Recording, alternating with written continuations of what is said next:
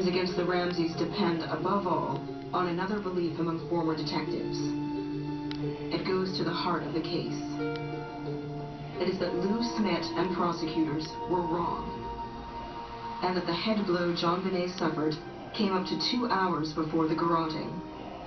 She was struck in anger, they say, and everything else was an attempt to hide this. In his question and answer session last year, former police chief Mark Beckner said, "Remember, she was hit on the head first, hard enough to render her unconscious. Then there was a staging of a kidnapping." There is a consensus within the department that this was an accidental death, that this was a death as a result of child abuse that got out of control, and that somehow JonBenet was struck across the head, or that her head was smacked into something that cracked her skull, and that the sexual assault and the asphyxiation was part of a cover-up to make it look like an intruder had broken in and killed JonBenet. the police case is based on evidence about the swelling in JonBenet's brain after the blow. But Dr. Liam Kelly, an expert on child strangulation, believes it is much more complicated. I believe that the marks on the front of the neck, small scratches, are one of the single most important findings in this case to try to sort out the course of events that evening.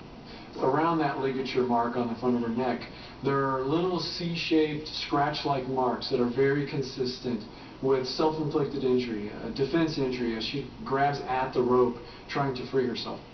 If those truly are fingernail marks from her defending herself, which I believe they truly are, that tells us not only was she alive, but that she was conscious and struggling and fighting back at the time that the ligature goes around her neck. If this is true, it destroys the police case.